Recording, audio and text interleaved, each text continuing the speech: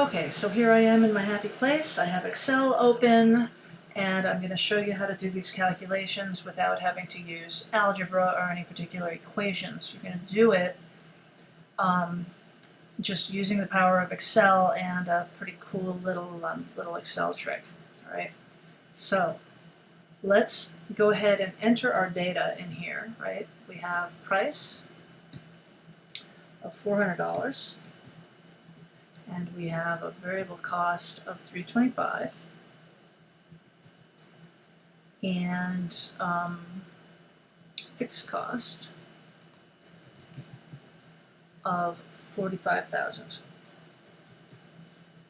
Okay. Now, make those dollar signs just to make them look nice. Okay. Let's just refresh our brains with what the profit equation is, right? So remember, profit equals price times units sold minus variable cost times units sold minus fixed cost, right? We know this. So this is our profit formula.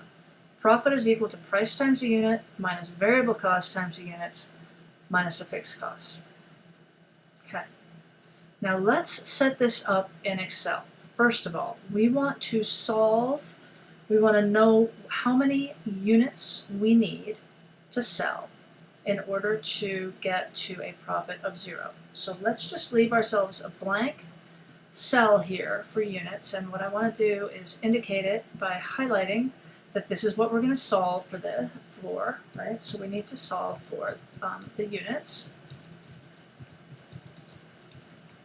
Okay, and now what we can do is create a formula for profit based on price times the units minus variable cost times the units minus fixed cost, right? Now our units at this point are 0, but we could put in any number of units there. It doesn't matter right now because I'm going to show you how to use Excel to do algebra for you. It is a beautiful thing. All right, so let's put in a formula, and our formula is going to be literally right here. So it's price times the units sold, which at this point is 0, right? Minus the variable cost times the units sold. Now, I don't need to put in parentheses while I'm entering this formula in Excel because of the way that the order of operations goes, right? So Excel is going to do this multiplication before it does any subtraction for you. So you're safe here. But you could put in the parentheses if you wanted to. Anyways, and then we subtract out our fixed costs. Okay. Now this is going to come out to be wrong. That's okay. So right now our profit is negative $45,000 because we have 0 units here. So 400 times 0, 325 times 0, that just gives us a negative 45,000. Now we want to solve this formula. We want to solve this so that profit is 0 and this number is some non-zero number. We know it's going to be 600. So the way that you do that in Excel is you go to the Tools menu up here at the top in my Mac. In a Windows version, you're just going to see Tools in the regular toolbar. So you go to Tools, you pull down, you go to Goal Seek. All right. So here's what we want. We want to have the profit be 0 depending on or by changing the number of units that we're selling.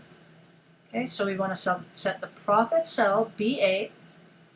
Can you see that?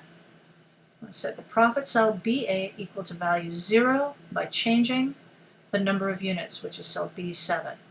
Okay, and what it does is it's amazing. Watch this. There it is. And it got us to that 600. Excel basically just did algebra for us. Now, obviously, right, I just paused the recording and skipped forward to the next, or actually a little further in the chapter, right? This same procedure can be used to achieve a target income. So, I think our example wanted us to earn $37.5. So you just do the exact same thing, right? You go Tools, Goal Seek.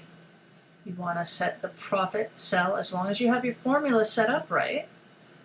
We want that value to be 37.5 by changing the number of units sold. So it's going to recalculate this for us. There it is. There's our 1100 that we calculated before to get us to 37.5. Right, so, you know, these formulas that you're learning are useful and you need to know them, but in real life, what you'll do, as long as you know how to do these cool Excel tricks, is you can just use Goal Seek to get you there. Okay, the next thing I want to show you how to do is to get directly to the break-even point with a mixed product without having to go through the artificial exercise of creating these bundled packages. So this is our data from example 7.7 here. For every 3 mulching mowers we sell 2 riding mowers, and we calculated our package contribution margin, and so here's that. And what I've done is I have already done these calculations to make sure that they work right. So let me just unhide these and I'll explain what's going on. Okay. So we want to, again, calculate a product unit number that will allow us to break even for multiple products. But the thing is that Excel's Goal Seek function will only allow us to change one variable. If you look at the arguments in that function, you can only change one cell. But that's okay because we know our ratio. We know our ratio. It's 3 to 2, right? So I'm going to zero this out here. Okay, so for every 3 mulching mowers we sell, we know that we're going to sell 2 of the riding mowers. That means, okay, if we look at this formula here, right, this is going to be 3 to 2, 3 to 2, 2/3 of the number of mulching mowers. So our number of riding mowers is going to be 2/3 of the number of mulching mowers. Okay, so we set this input to calculate as 2/3 here. If I had changed these numbers, it would have been, you know, whatever those numbers are. Now, just as before, we're going to make a profit function here. And again, I'm just going to unhide what oops. I'm going to unhide what I did earlier. There we go. So our profit, again, is going to be the contribution margin from the mulching mowers times the number that we sold, plus the contribution margin from the riding mowers times the number that we sold minus the fixed cost, just as before. Okay, so our units are calculating one from the other, and so now we can go ahead. Let's take a look at my profit function here. So my profit is, it's $75 per unit for the mulching mowers, and it's $200 per unit for the riding mowers. So that's what this says, G17 times D17, so it's units times the contribution, plus the units of riding mowers times the contribution from the riding mowers, minus the fixed costs. Okay. Easy peasy. Now, just like before, right, the key to this is that we have got this second input unit calculating off of the first one as 2/3 of the first one. So we're going to do the same thing that we did before. we are going to go to the Tools menu. We are going to look for Goal Seek. We're going to set this to 0. By changing this unit number here, this unit number here will automatically flow through the units of the riding mowers, and everything will calculate out properly and directly.